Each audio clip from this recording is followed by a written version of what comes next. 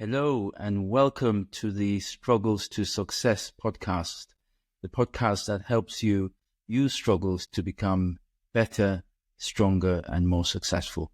I am Dr. Emmanuel, your host, and it's a real pleasure and honor to have you listening to this podcast. It's really an honor that you've given up your time to listen to the conversation that I'm going to have with real experts in turning struggles into success. And it's also really an opportunity for me to acknowledge you for spending the time to invest in your own development. Not many people do that. And so it's really great that you've managed to do this. If you're new to the podcast, please share, subscribe, and like, and keep distributing, keep telling people about this podcast. So we are on a mission. We are on a mission to motivate, to share expert tools and resources that people can use to turn struggles into success. And that is our mission, that everybody around you and yourself learn the skill of turning struggles into success. You may not know it, but some say 90% of success in life is based on using struggles to become more successful. And if you speak to any famous or successful person you know or you've heard about, or if you read their biography, you will find that element of a major struggle in life that they use to become better and more successful. And so this is what the podcast is about. And I am really, really excited to have this conversation today with our special guest, Dr. Steve McLoughllin. Now, I met him for the first time in Geneva last year, December last year. I was fortunate to be invited to join a really excellent team of people to develop influenza guidelines for the World Health Organization. And Steve was leading that group. And we had, over a meal after one of the sessions, we had a discussion, quite a profound discussion. And at that point, I knew that I had to invite him to this podcast. And so we've been trying to do that for the last 6 months. You may say it's been a struggle to success itself. We are getting to arrange this, but we've done it today. And I'm sure it'll be fascinating, this conversation we're going to have. So Steve, you're very welcome. Thank you. So Steve, the people who are listening to this podcast need to know a bit more about you. So I wonder whether you could tell us a bit about yourself. Yeah, thanks, Emmanuel. As you said, my name's Steve McLoughllin. I'm an intensive care and infectious disease doctor by trade in Australia, who started, so I've been doing that for about 20 years, I guess. As background, I grew up in Australia. My parents are immigrants, one from Italy and one from Ireland, and was very fortunate to get into medicine and then to train in intensive care. For anyone who's listening who's been to Australia, I trained mostly in the northern Australia, in the tropical part, which is a little bit of a unique part of Australia, and then ended up at the Alfred in Melbourne as a specialist in both those two areas, and became director of the intensive care at the Alfred in 2017, which by Australian standards is our largest intensive care unit. It's a 70-bed intensive care unit. Wow. Intensive care people always talk about number of beds. We're sort of a bit obsessed by it. So that just sort of shows the size of it, and still do some infectious diseases. And then I was very fortunate, it was unfortunate, obviously, and we all were impacted by COVID from 2020 to 2022. Then was very fortunate after that to have an opportunity to work with WHO for a year last year, which a major part of it was the influenza guideline, as you mentioned, and which really relates to my sort of interest in combining critical care and infectious diseases, and also how that relates to the equity or the access for people around the world to that. And I'm sure we'll talk about later why I'm very passionate about improving both those areas for patients and people around the world. I guess as further introduction, I have a wife and 3 kids who are all much smarter than me, and we were just saying it's nighttime in Australia, so it's sort of bedtime here, so we're hoping that they stay quiet. It's the main hope tonight, but they're doing their best. Okay. That's really great. And we share a few things in common. You've got a lovely wife and 3 children. I've got also wife and 3 children. And you're a family man, but you're also an infectious disease physician. And I'm also an infectious disease physician. But you're really special that you're an intensive care physician as well as an infectious disease physician. It's a combined specialty, which is fascinating. And we may get into that as well. And then you've been involved in leadership at a number of levels. You're the director of the intensive care department for Alfred Hospital. It's the biggest intensive care unit in Australia, I understand, with burns unit and trauma center, as well as large number of beds for people with needing intensive care. So you lead that department. As well as that, you've been involved with leadership at international level with the WHO. And that's where we met, developing guidelines for influenza. And then also developing guidelines. I understand you've been involved in developing guidelines for Australia, COVID-19 and sepsis, and surviving sepsis campaign guidelines. And also New Zealand and Australia Intensive Care Society also developing COVID guidelines. That's correct. Yeah. Yeah. So it's interesting. The guidelines are, for people listening, it's a pretty sort of boring topic, guidelines. Like, it doesn't sound very exciting, but I guess, when you look at it from a patient perspective, if you go to hospital, you really want to get the best care possible. And that relates to obviously getting, empathetic care and people to look after you. And obviously the technical skill of the people that are doing whatever it is you need. But also you really want whatever the best evidence or literature or studies from around the world to be summarized so that the person in front of you knows what to do. I've been quite passionate about that for a while. And then during COVID, that became a real issue around the world because, as everyone would know, a huge amount of information was being published and disinformation was being published as well. And no one really knew what to do. We were sort of being overwhelmed. We were a little bit fortunate in Australia because we were a little bit behind the rest of the world just because of our geography. So we were sort of getting COVID waves after other people. And it was a very stressful and difficult time, but I guess I was lucky and realised then that getting involved with COVID and some guidelines and how we should do things, how we should settle this information and disinformation was going to be really important. So I got involved in that. And then, as often happens, if you show some enthusiasm and interest, then you get asked to lead things. And so that became a role that I took on. But I feel very fortunate and privileged to do that because what we were able to do in Australia was to get to work with a lot of sort of bridge the gap between people with expertise in looking at literature and studies and clinical people. So we've got people that are very expert at looking at reading all these papers. That takes quite a long time. You need to do it quite in depth. And clinical people looking after patients don't really have the time to do that. So we were able to sort of provide summaries, then put them in front of clinical experts and say, well, now that we've summarized all this, what do you think? I mean, through doing that and that going quite well, then I guess when I applied to work at WHO, they were interested in me working for them, which was quite exciting as well. But it really came from, it's ironic because it came from sort of a boring topic, as you would know yourself, Emmanuel, if you're in a hospital and someone says, would you like to write a guideline? Usually people step back pretty quickly. It's not an exciting topic. But I think as a patient, it really is really important.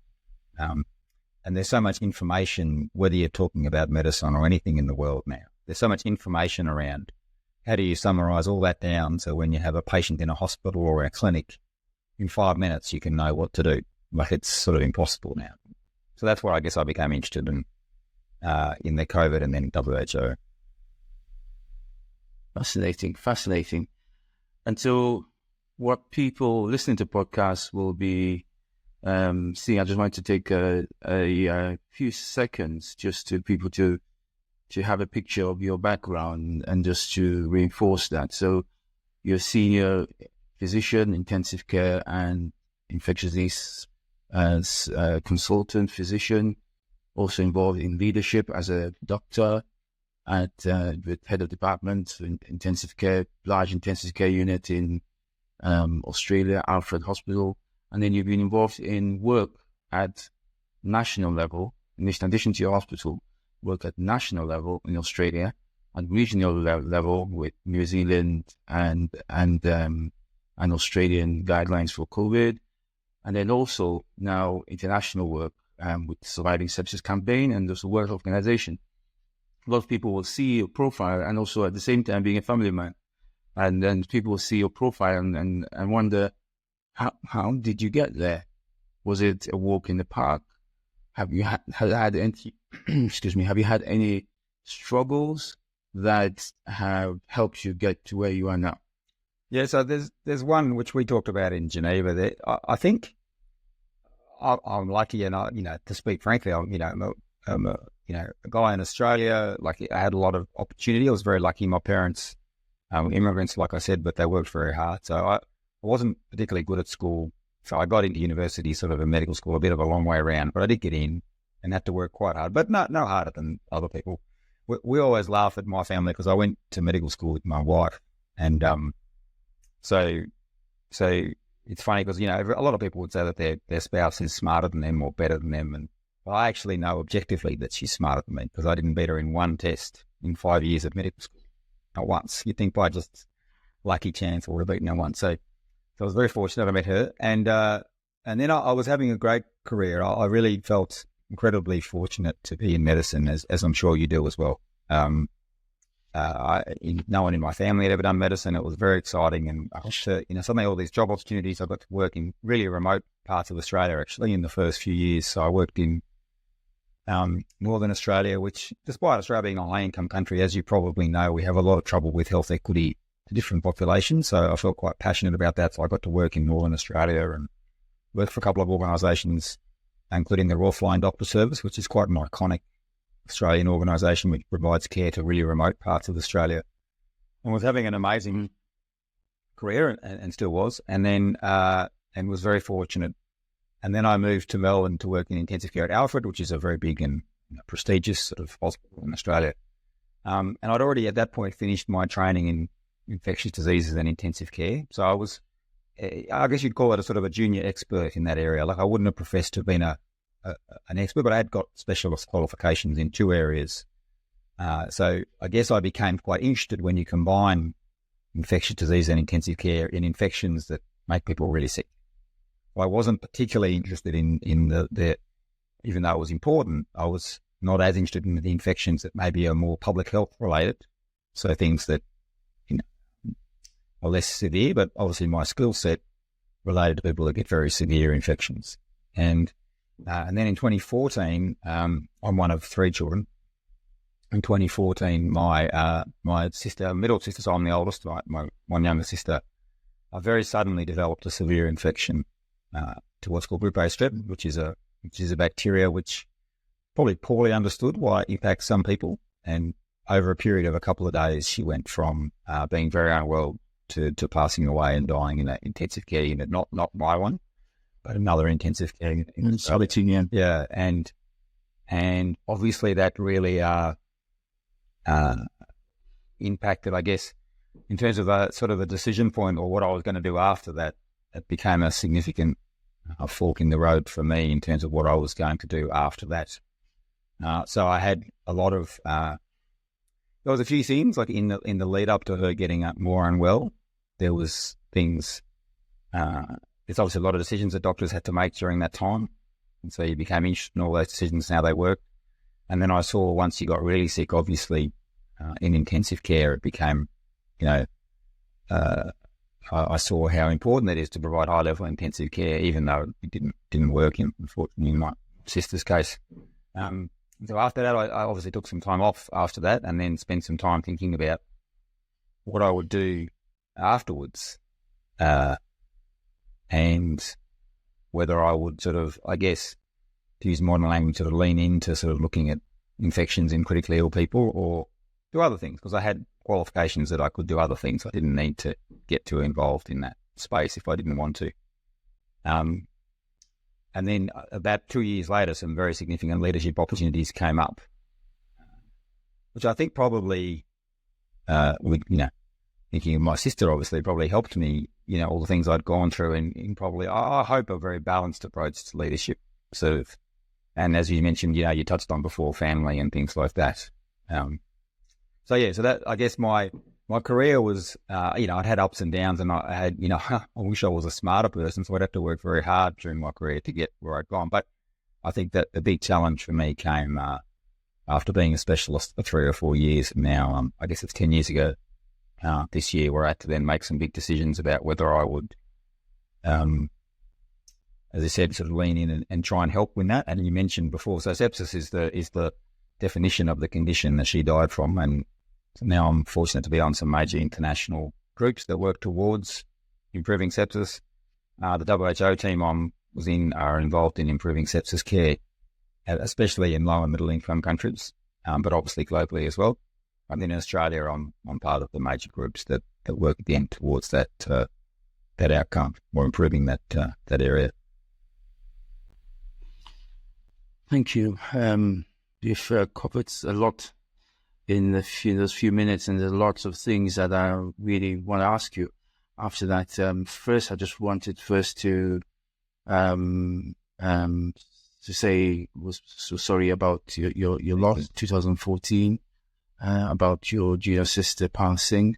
Do you mind sharing her name? Yeah, so Rebecca was her name, and Locke is her husband, and she has 2 children, Tommy and Lottie, who were very small at that point. They're now similar to my children. They're big and run around. And so she was in her mid-30s and really well person. So which this infection can happen to, but really, really out of the blue. We've been very fortunate in our family that we had very little actually. Apart from my parents, which are a little bit older, we had very little contact with the medical. In terms of being patients, we had very little to do with the healthcare system until that point, apart from usual people having babies and things like that. May her soul rest in peace. Rebecca's soul rest in peace. So that clearly it's a major struggle, would be a major struggle in anybody's life. And what I heard when you were speaking was, first, somebody was very humble, because you talk about your wife being smarter than yourself, and you were fortunate to go to medical school, and you just did infectious disease intensive care. But we all know that smart people do infectious diseases, and smart people do intensive care. So to combine that suggests you are a very smart person. So your immunity is obvious there. You talked about sepsis, and I wondered whether you could also maybe just explain to the listeners what sepsis is, and then perhaps we can go back to the struggle and how that's helped you to try and do something positive from it. Yeah. So what is sepsis for the lay person listening? Yeah, and it's a good question, because probably and this is not to be critical in any way of people that have worked very hard on this, but the definition of sepsis probably contributed to its poor understanding. So there's the technical definition for sepsis, which is a sort of it's dysregulated response to infection, which is just a confusing terminology, to be honest, but makes sense in the healthcare field. The challenge we've got is infection is ubiquitous. Most of anyone who's had kids would know that their kids can get infections 10 or 12 times a year, or even more. We're all exposed to colds and coughs and infected fingers and other sorts of things all the time. But sepsis is where you get an infection and it starts to impact your total body system, and you start to get organ failures that are either related to that infection or even in other organs. So probably a good example would be, we all get coughs and colds or COVID. You wouldn't term that sepsis. Once you get a chest infection, if it starts to impact how your respiratory function, which is that vital organ, starts to work, then you would call that sepsis. So if you start to, and we sometimes define that as maybe needing hospitalisation, not because that's a very technical term, but it just makes it sort of easier to understand. So if the infection starts to impact an organ badly enough that you need to go to hospital, or you think about hospital, then you probably have sepsis. And then obviously as sepsis becomes more severe, it affects that organ maybe more severely. So maybe you need to be in hospital, but maybe you need oxygen even to come to the intensive care unit. Or maybe if you're very unlucky, it also starts to affect other organs. And that can be a response to the infection, the virus or bacteria that caused the infection. Or what can happen is your body, and this is where the word dysregulated is used by more clever people than me, your body starts to struggle with the response or fighting this infection. And almost your body can start to damage itself a little bit. So we see in intensive care, as you would know, sometimes some people will come in and they've had a cold or a chest infection for a little bit. They come into hospital with a pneumonia or a chest infection, so that's sepsis. They need some oxygen, they're in hospital. But then sometimes their blood pressure starts to get low, their kidneys start to stop working. Maybe they get a little bit confused as well, so their brain is also struggling. And then you can see 3 or 4 vital organs are struggling. And that's sepsis or severe sepsis, septic shock is the thing. And once you get to the end of the spectrum where you have, at least one vital organ not working well, maybe 2 or 3, you start to talk about the chance of surviving as being much lower. So maybe your chance of surviving is only 60, 70% then, or your chance of dying in reverse is 30, 40%. So very high, and really does then require, even to get that, what's quite a terrible chance of surviving really, that also, even to get to that level, requires quite high level intervention and medical care. So you need access obviously to antibiotics, or in some cases now antiviral medications. You need access to intensive care, all these other things that happen as well. So it can happen with a chest infection. It's probably the easiest example. It can happen with things like appendicitis and abdominal infection. It can happen with a cut finger and an infection. But the challenge is that thousands of people will have a cut finger and a little bit of infection. A small number will go on to get sepsis and be very sick. Sometimes we can predict those people because they're vulnerable to it.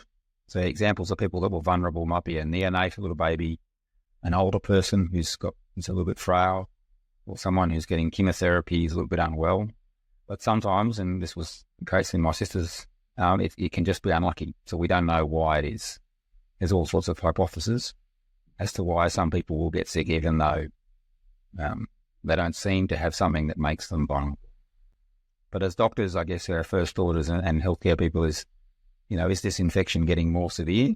Is the person vulnerable to becoming more severe? And what can we do to try and stop this early? Mm-hmm. Thank you. Really clear and useful explanation of what sepsis is. And as you know, I also have an interest in sepsis. We had a common interest of ours.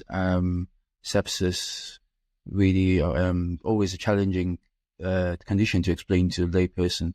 And I typically also tell patients that it's a sick patient with infection. It's a patient with infection who is much more likely than others to end up in intensive care because of organ failure, or more likely to pass away. And that's when you describe it like that, people tend to say, that means this person who passed away, one of my relatives or friends, it was sepsis, but we didn't know it was sepsis. Exactly as you described. And my journey into sepsis also started in a similar way, unfortunately, because in 2003, I lost a close friend in the UK, Delphine, who was pregnant with a set of twins and had maternal sepsis.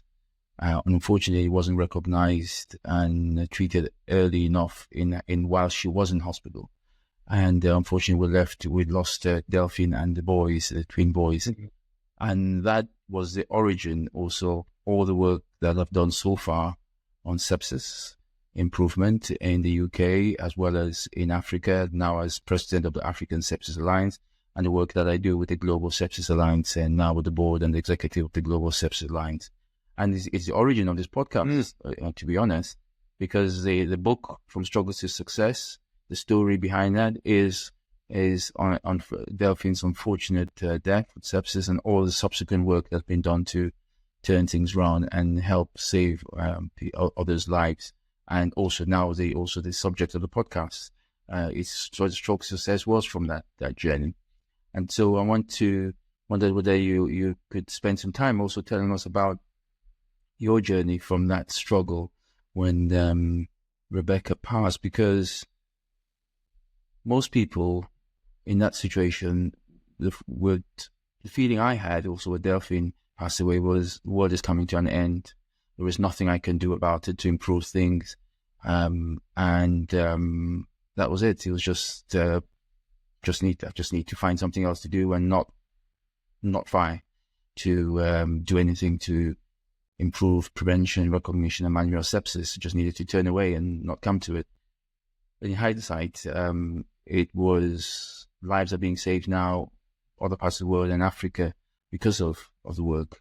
So I wondered, from your experience, what your journey is. How did you get from that low point to actually making a difference? No, and just I wanted to say thank you, Emmanuel, for all the work you do and the organisations you work for, because they do. It's definitely been inspiring to me. It's been an amazing effort in many challenging parts of the world.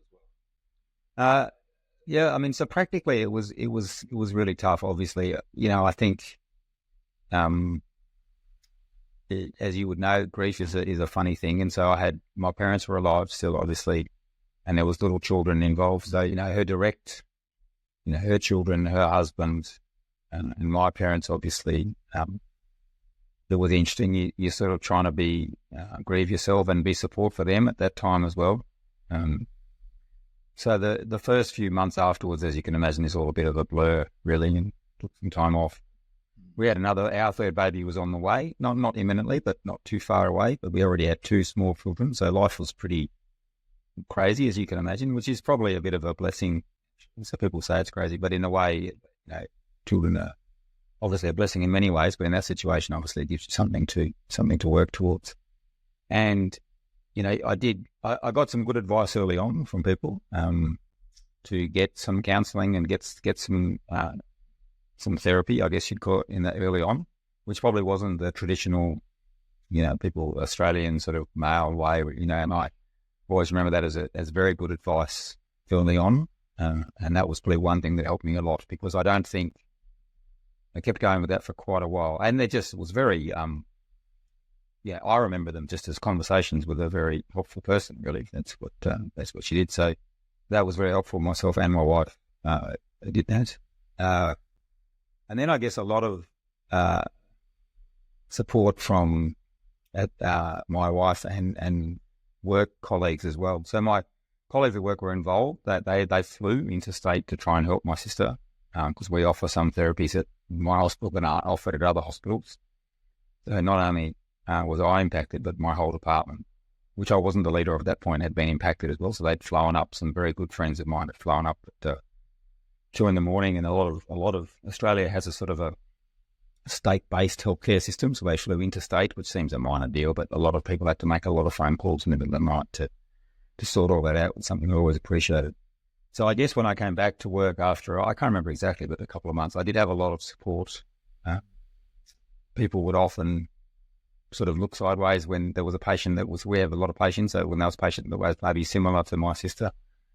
But I actually found I didn't find going to work any more or less upsetting than normal life, if that's interesting. If anything, over time, I think I found it, and you probably the same, I found it actually more helpful, because I felt I was helping patients. But you don't know which way it's going to go early on. So I didn't know whether I was going to become a crumbling mess the first time I saw patients that were similar, whether actually I'd feel like, oh no, I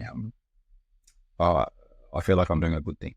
So it did feel like I was doing a good thing. I have to be honest with you, there's patients over the years that have definitely impacted me, because they've been similar stories to my sister, and they definitely make you think twice. Wow, but that's probably the same for every doctor, especially as you get older. You start to have things happen in your life that relate to other things that have happened in your life, if that makes sense. So it was interesting. I think after being very nervous about whether to go back to work or not, I actually found that, well, I'm actually doing something useful for the world. I'd always felt very lucky to be a doctor and to be able to help. And then, the universe does funny things. So then some opportunities came up to help out with a few things. So like I said, some guideline work came up. We have some guidelines in Australia that are quite sort of influential, and they sort of were looking for people to help out with that. So then I thought after about, I can't remember exactly, but it was probably about a year or so later, I thought, maybe I should try and help with some of these things. And that was impacted by what happened to my sister. She got very sick in the middle of the night, and you think that sort of stuff is dependent on things like guidelines and processes, as opposed to the geniusness of a doctor or a nurse or anyone like that. And I started to think more and more about that really what the best thing we can offer patients is So, I would love to be the person that would cure sepsis or work out, but I'm just not smart enough. You have to sort of accept that early on. Like, I'd love to get the Nobel Prize for curing sepsis, but I pretty much knew early on that wasn't going to be me. I don't have that sort of brain. I'm not smart like that. But what I maybe was reasonably good at was working with teams and working on processes and how to improve things and collaborating with people. So that's what I thought. I can put my energy into those things. And it probably gave me a little bit of peace, to do that. And then, like anything, probably the same reasons I got attracted to intensive care. I got attracted to things where you get to work in teams and try and improve a process or so I got involved at the Alfred at the very local level about improving sepsis care, and then at the national level, and then, as you said, at that bigger international level as well. Wow. You've got me thinking about a few things. The first is that when you're faced with a struggle, is the importance of knowing yourself. And you seem to know yourself, or you know your strengths, and you know your areas for development, and you know where you can add value. Like you said in the what you're describing there, in terms of you're skilled in collaborating, in working in a team, processes, setting up processes. That's what was really, I think, an important takeaway for me. The other point was about the importance of guidelines, and to be able to standardize care. That is nice to have really expert doctors or treatment, but if people can't do the simple things first, that's really what makes a difference with a large majority of patients. And so the work you've been doing with developing guidelines for sepsis really helps to improve the care of a large number of people by them getting the right care at the onset. And if they need specialist experts care, then they can have that after. And then also the important opportunities. You made the most of opportunities that came through at local level, then progressed subsequently. And in your introduction, I could see how you progress from local work with sepsis improvement in your hospital to then make regional work, then national work, international work. And so that's also important as a take-home message, I guess, for people in terms of dealing with struggles, that you can grow, and it's growth, you see. And you grow through a struggle, and that's what great people do. They don't just get through a struggle, they actually grow through a struggle. And that's one of the messages in the book, in my book, From Struggles to Success, that struggles actually make you grow through if you use them positively. And that's what I've also seen here in what you said. But you also talked a lot about people around you when you're faced with a struggle and getting help. You said in counseling and therapy, but your family and your wife and children and the parents and also friends and colleagues. And so when you're faced with a struggle, having a group of people around you to help you get through it is so important, and building that network, that team around you is also important. So for me, those really quite profound take-home message. And with this podcast, everybody gets something out of it, and it's maybe something different. But as I'm having this fascinating conversation with you, those are my thoughts. So, and I always learn as well in the podcast. So that's why I keep doing it, because it's a learning process for me. I learn so much when I also see what other people have done and what they've gone through. So thank you. Some people would have been completely paralyzed after that. What gave you the drive to actually say, let me do something about it, let me help to make something better, to be able to save other people's lives and get involved in sepsis improvement and guideline development? What was the trigger or the spur to do that?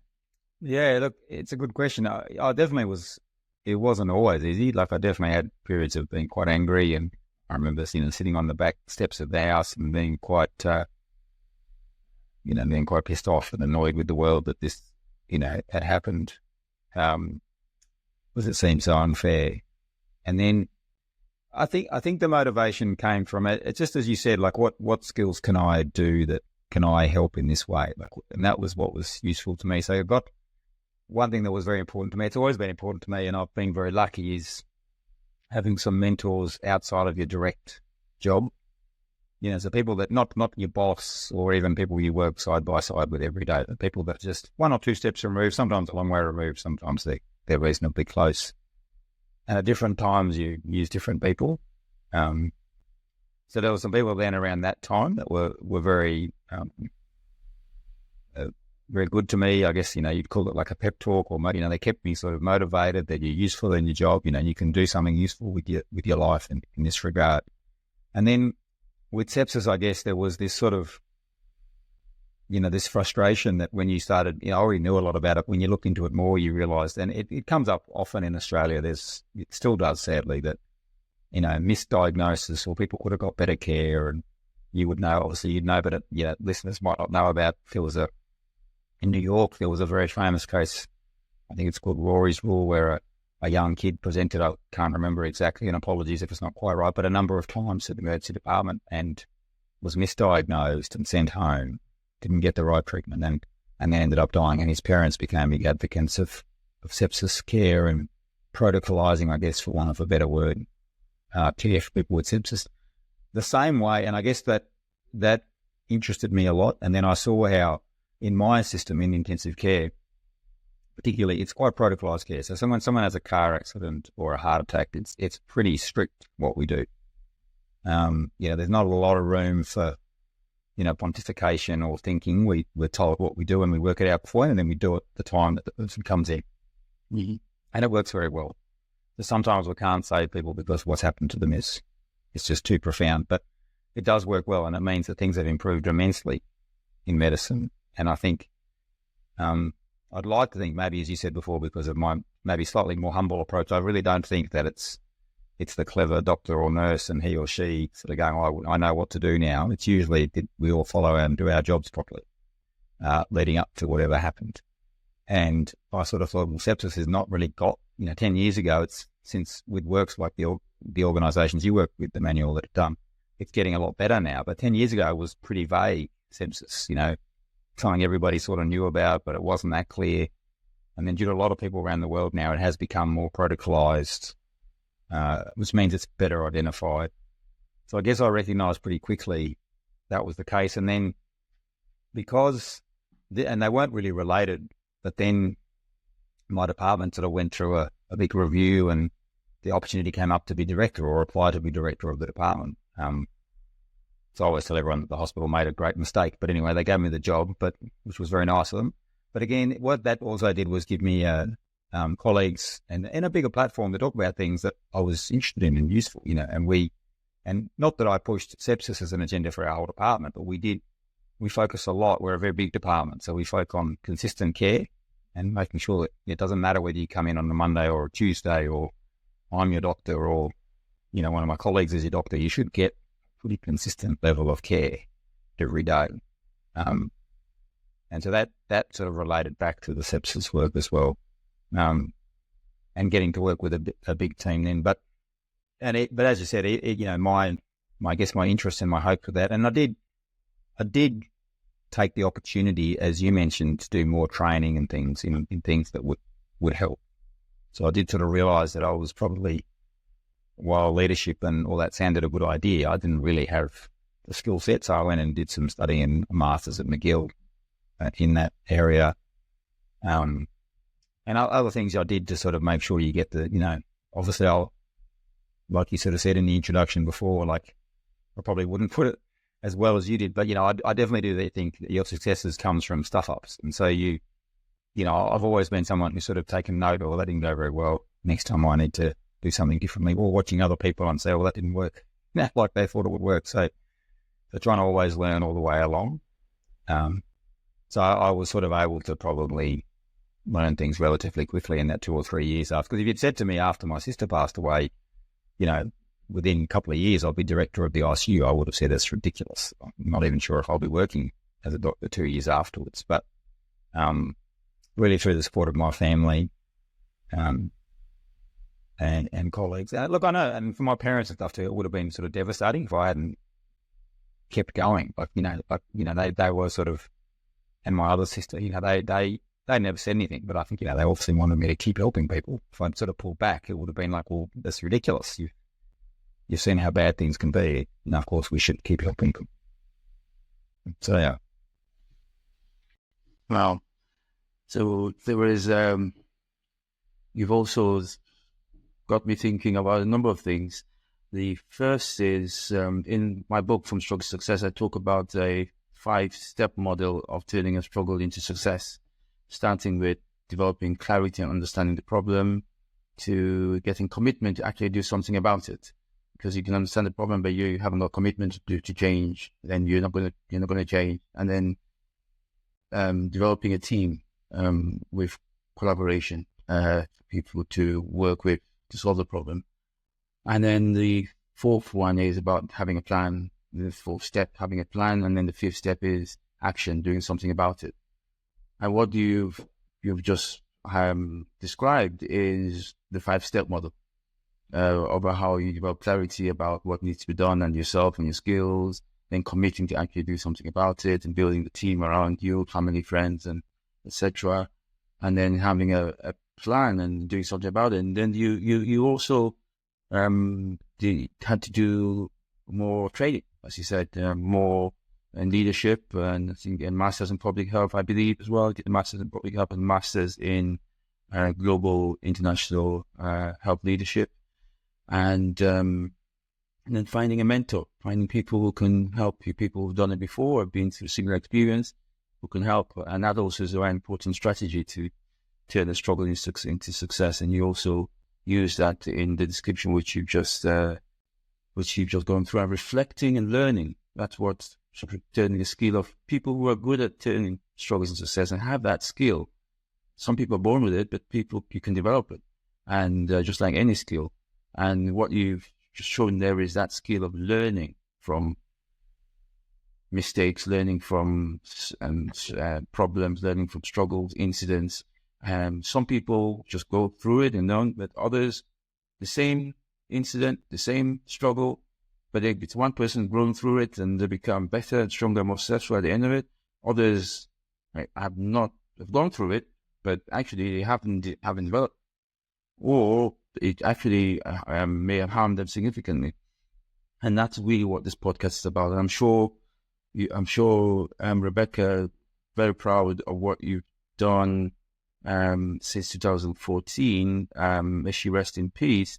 The positive work which you've done after, I'm sure she'll be looking at all you've done with pride, because it's helping to save other people's lives and changing other people's lives. And I'm sure your family, wife and kids and parents and friends and colleagues are also proud of that work. It's really fascinating to see what you've done. I wondered whether there was more you wanted to share about struggles and turnings, struggling success. Was there any other struggle or related to this one? Well, I think the other struggle probably is, and it's a positive struggle, I guess, but I think the thing I've struggled the most with was, when you have such a big, like sepsis, is a sort of a global concern. So it's not a small thing, as it kills millions of people around the world every year. But sometimes, the other struggle I probably had is feeling quite ineffectual. You do some things, but then you realize, am I really making that big a difference? And life gets in the way. Like, one thing is, being director of an ICU is a busy job, responsible for a lot of people and a lot of important things. So you definitely feel sometimes, have I really done, enough, or should I have done enough? So when you have these, that's probably the downside of making a conscious decision to try and do something, is then you sort of set yourself up against your own sort of scorecard. I'm going to do something about this, And so then you're like, am I really living up to all the things that I wanted to do? So I definitely had times like that. I think the main support for me in that situation, or the main thing I've learned, obviously, in my case, it would be my wife, but a friend or loved one, or someone who can sort of reorientate you a little bit to reality, a little bit about what you have. You said what you have done, what you can do, what skills you can bring along to things. So it was interesting. I've always been, so I think that's been very important to me, and probably a struggle that I've had intermittently since then is, feeling a little bit flat about those things. And then she's been very good at bringing that back to reality and reminding you what you have done and what's realistic. Like I said, I was never going to be the person who got a Nobel Prize for curing things. I just don't have that sort of brain. I'd love to have it, but I don't have it. So, you've got to think, in your sphere of influence, have you done all you can and working hard at that while balancing it with, family and other things that are important as well, obviously. So I think that's always another ongoing challenge when you have, like me, in some ways where you have one big event that you then decide to use as motivation for many things. Is, are you feeling there? So that's been tricky, and I think again colleagues have been very good to me and helpful in that regard, as I said, and maybe my wife's would have been the number one help in that space. Even obviously.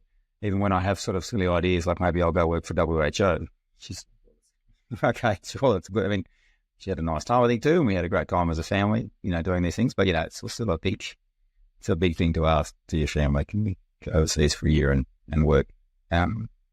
So she's always kept that in mind. And, early on, obviously, for those first few years, I probably, as you would know yourself, when these things happen to your family or friends, you probably remember them a little bit with rose-coloured glasses. Like I'm sure I was a bit more grumpy, angry than I probably remember I was. I remember being upset, but you don't. It all sort of blurs into one a little bit. So again, you really need the support of colleagues and family and things like that during those times, I think. So that's probably the main challenge that I've had ongoing since then, I think. And then I guess the other struggle was, then I think I was probably hitting my stride a little bit as director. I felt like, I don't know, I probably was doing a crappy job, but I felt like I was getting a bit better at it. And then COVID sort of came.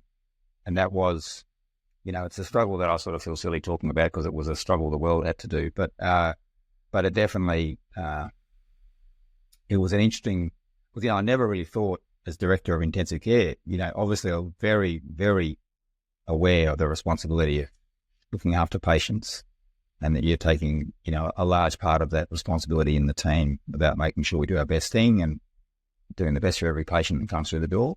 But then suddenly you were doing that and also responsible in many ways for staff safety as well, which was a big struggle, which it was something that, again, was a privilege to be responsible for, but it was a big conceptual shift because while always staff safety is important in hospitals, they're pretty safe places generally until COVID came for staff.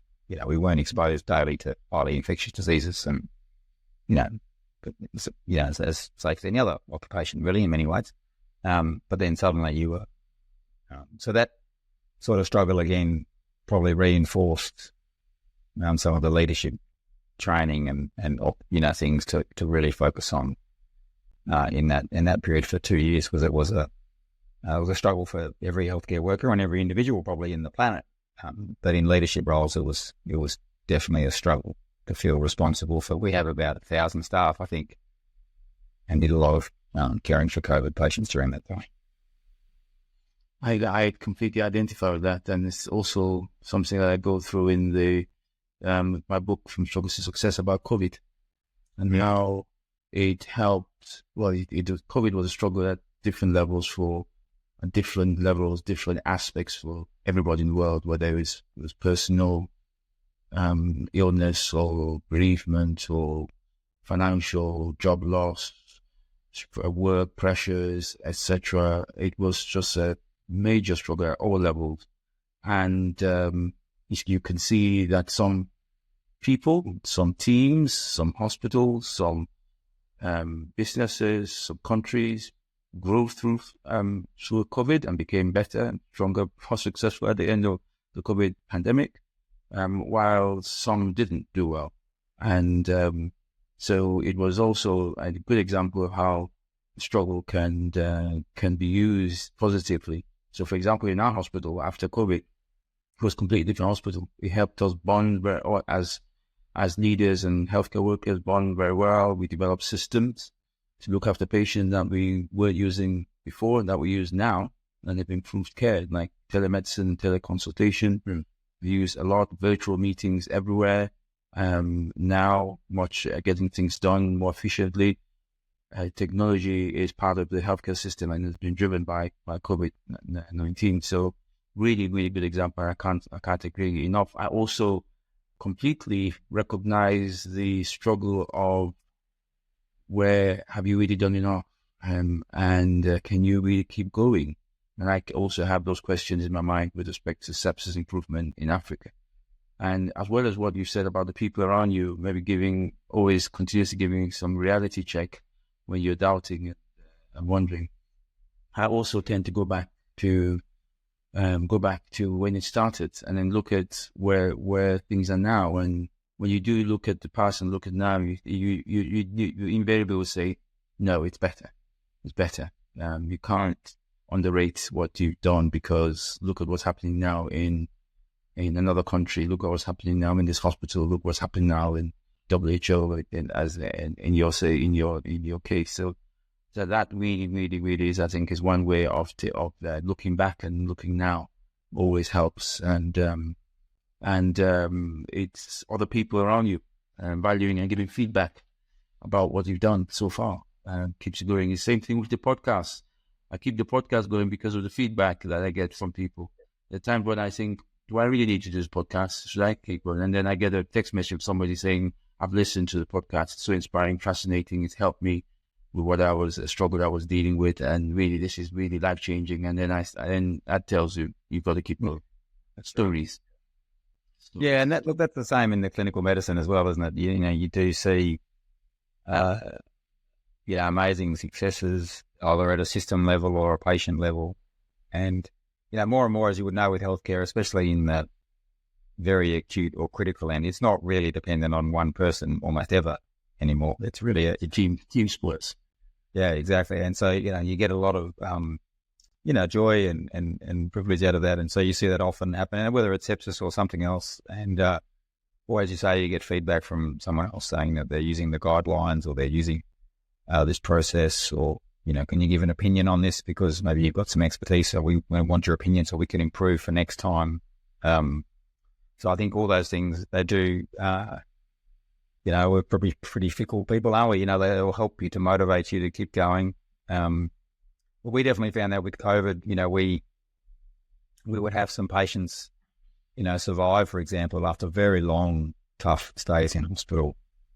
And one thing we learned then, which I think we were doing before, but we got a lot better at, was really celebrating these patients doing well, getting them to come back, photos with them, all these things, because you realise for the staff, and making sure the photos were, obviously you couldn't get everybody that ever looked after them. The photos we did were always with a big team of people looking after the patient, never just one person, because that always implies that, this was, it was quite funny. I remember doing a story for one of the news things in Australia, and they were like, what was it? Because obviously they sort of get confused in the news, as you know, and they were like, what was it like when you were looking after this patient? And I was like, I didn't, I look after them for like 1% of the stay they were in hospital. It was thousands of people, and they were very shocked, because they wanted then a photo of me with the family, and I said, no, we can do a photo with a lot of the family. So all those things, I think, help to motivate you and to keep you going. And I think the way, that's one of the things. I think I was very fortunate being a doctor and that worked in a healthcare system that is very team based.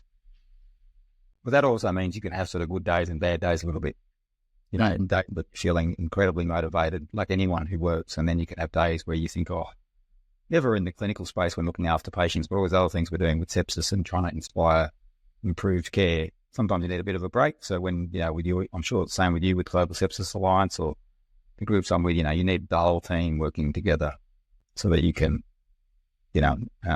keep things moving as people's lives are busy, or you're busy, or stressed. Mm-hmm. Absolutely. And the point you made about appreciating, understanding that you're going to have good days and bad days, and good periods and bad periods, and preparing actually for those bad periods. When to pick yourself up, or other people also helping you to get back on track. It's an expectation. It'll happen. It's not going to be a straight growth from here to here. You're going to have ups and downs, and expecting that. That is a reality. It's really important. But also knowing where you're aiming for, and being clear at regular points where you are what you're trying to achieve. And sometimes the objective changes because the environment has changed. With COVID, a lot of things changed. Things that were planned had to change. Businesses had to change their plans, objectives, sales, etc. So same thing in healthcare with COVID and changes in healthcare. We had to change. If you don't change, with changing times, then you go down. And so being flexible to be. And that was probably the one thing you saw. I'm sure the same for you with COVID. The things that, as you mentioned in your hospital, and I think I don't think anyone studied it because it's probably too hard to study, but it definitely seemed that the teams that were able to rather strong beforehand or were able to gel together definitely got through professionally much more intact than dysfunctional or disparate teams beforehand. We were lucky. We were a reasonably good team beforehand, but then, as you mentioned, probably came together even closer with COVID. They spent the first few months making fun of me because there's an interview somewhere in Australia where I said somewhere on the news that I didn't think COVID was going to be particularly serious, apparently, right back in December of 2020 or whenever at first. So apparently they asked me off the cuff and I said, I don't know. I think because at that point it was, a few people in China. And so I think probably helped my whole team. They made fun of me for months afterwards about my poor judgment in that one interview. But obviously I rectified that. But no, I think, as you say, it really did help at the teamwork style of things. And I think that there was lots of things, like you mentioned, that sort of practical, pragmatic things that helped with it. We learned from COVID, but the teamwork aspect was extremely important. And I guess that's one thing, as you say now, leading quite a big team, you definitely realize that people don't go at the same pace or sense of achievement through their whole career. They have ups and downs, whether it relates to family or other stresses. And people have periods of great accomplishment and doing amazing things, and then periods where they need to, they have a break or take some time out, or they work a less period. And that might go for years or days or weeks, but all of our lives are different. And so trying to keep people comfortable with that things can go up and down a little bit during your life is quite important, I think. Absolutely. There was also the power of telling stories that you brought attention to there in the last things you said about telling stories. I had to keep people going. I had one of the main things I learned about sepsis improvement in Liverpool was my colleagues. When I started off with sepsis improvement, typically doctors, clinicians, we focus just on data. And so I was going around the hospital with data and evidence and all publications, and my colleagues were listening, but there wasn't much change happening. Where change started happening was when we started telling stories. Patients coming into the hospital with sepsis, not being recognized and doing badly, or being recognized and doing exceptionally well when it's recognized and treated well. And that is what will lead to change.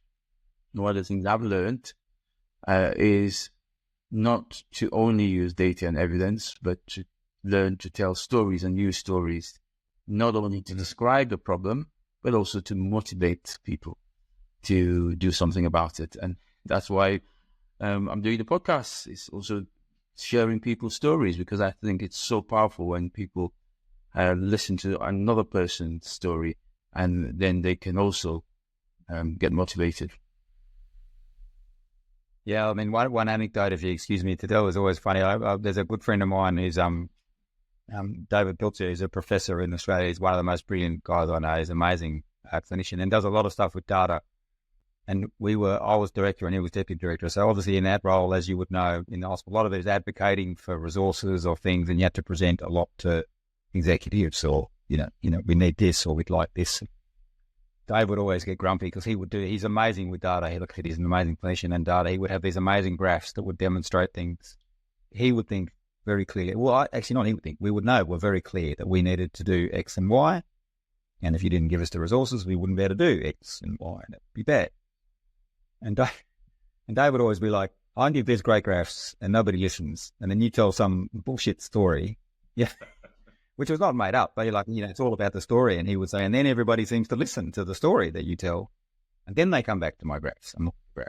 Yeah, we learned very quickly as a team then that the data is, it's like the backbone. You have to have the data and the vision to where that's going to go. But human beings will respond to a story, and you see that with leaders around the world on that. But the ability to tell stories and to relate and tell them empathetically is very important. And it right up to extremely senior. I guess I was shocked, even at WHO, saying leaders such as Dr. Tedros and stuff, would often, and as you know, in his presentations, would often tell stories and stuff, not just because he's got at his fingertips, all the facts of the world, but he would often use stories as a method for engaging people. So you realise I think it's a key thing. Something I'll try and improve always, but always have Dave's in my ear, being annoyed that his beautiful graphs weren't enough to convince people of things. Absolutely, and it's also because when you're using the graphs and the data, now you're appealing to people's brain, knowledge, and knowledge don't always equate to behavior change. And what somebody doing commitment to bring about change, and that's what I go through in the second step of the 5-step model, is appealing to people's hearts. When you're telling stories, and I think and I think people then, it's also, I've noticed that then people that you get them a little bit invested. So if that's also someone that's important to whatever it is you're trying to do to get it moving, you just get a little bit of their investment. So, but people are generally, I always find people are good people, so they'll want to do the right thing. That's one thing I've learned is nearly everybody's a good person. They want to do the right thing. So you present them with good data, they'll want to try and fix it. But nobody says, "Oh no, I don't want to do it." Sorry. But if you can get them a little bit invested into the problem, or a bit passionate about it, or angry, or a bit, this is really not good enough, then you really have an ally then to fix your problem, as opposed to someone who says yes, we accept it's a big problem, Because that's what I was finding. I think in my first few years in leadership, people were. No one said it's a bad idea. Everyone said, "I don't know, I understand, Steve." But everyone's got competing priorities, and you have to be sympathetic to that. But how do you get people to actually, as you said, give a bit of their time, a bit of their effort, passion to this problem? And that's a really important step. As long as what you're doing is for the right reasons, obviously, it's very important. Right. So I think we've come close to the end of the podcast, and we have a tradition of also asking our special guests to share one thing that you absolutely should do and one thing you should not do when you're faced with a struggle. And you may have already gone through a lot, and there's a lot of learning from the conversation we've just had. I wonder, in your mind, what is the one do and one don't when you're faced with it? I was thinking about that before. I mean, I think it's probably not so much a do, but I think the support of my family and my wife and everything in particular, it's not something I did, but something she did, I guess. So it was incredibly important to me. And I think that, that was very fortunate. So I think as for me, it was about never pushing that away and accepting the help from people. So I didn't do it very well at times, but I think I would accept that when you have a big struggle, you sort of need to accept the help, especially early on. You can give it all back later on. So that's what I would say. You get the chance to give it back later. So I think, that accepting of help and assistance early on is important, and take your time when you have these big struggles early on, because it's a little bit overwhelming, but later on you get the chance to hopefully, pay these people back. So that's probably the sort of the very personal thing. And then I think it was probably, recognizing, you said, my vision's pretty vague. Like I don't have this sort of grand vision of I'm going to do, but, an area that you think you can really improve and work on, I think that you can work towards and motivate yourself is important, I think. Really surrounding yourself with good people, especially family and friends and colleagues as well, was very important to me in that struggle. One thing I didn't do, I think early on I probably would have gone back. I would have taken a longer time away from work in those first few years. I probably worked quite a lot. And I probably just got that balance a little bit wrong. So I think that was one thing too. or listen to advice, which was just, maybe stop for a little bit longer. Well, that's a long time, hopefully. And so, you just stop for a little while. And I would have done that a little bit more early on. I probably worked a little bit too hard early. So there's bits I regret about that. When, in some ways, like any decision, it was for my own self-protection as well, because I like working in that, but probably would have taken a little bit more time. And then, I think as I said, and then, the thing I didn't, which I see a lot of colleagues in that don't do, is to get probably some professional assistance and someone just to talk to and talk things through. So that was the thing I did do, but I saw a lot of people don't do that, or they do it a bit half and half. And I think that was very valuable, and something I was always very thankful for, was that, without that, I think, you really get an opportunity to try and help in those big challenges. Great, thank you. What a fascinating conversation and a fascinating story and journey that you've gone through. And I'm sure Rebecca, your sister of late, and your family, your wife, your children, and the family, friends, parents are really proud of what you've done. And thank you for being so kind to share your story and the learning. I'm really confident that it's going to make a difference to people's lives. And that's why we keep doing this podcast. We're on a mission to motivate, to get people to learn how to use the skill of turning struggles into success and make their lives better. And that's really what your story has demonstrated today. So thank you again for joining the podcast. Thank you for sharing. I will ask our listeners to remember to please share, like, and subscribe to the podcast. We're on a mission, and we want you to join the mission. And so the more you do that, the better, and you keep the podcast going. Also, in concluding, it just occurred to me that you're the second person from Alfred Health that is joining this podcast as a special guest, because Jed Williams, who is a Chief Nurse Officer and Executive Director of Nursing in Alfred Health, was also a guest in the podcast, and he also gave a fascinating podcast. So I think there seem to be quite exceptional people in Alfred, working in Alfred Health, and so we're very lucky. Yeah, he joined only I don't know, a year or two ago, but we're very lucky. Great.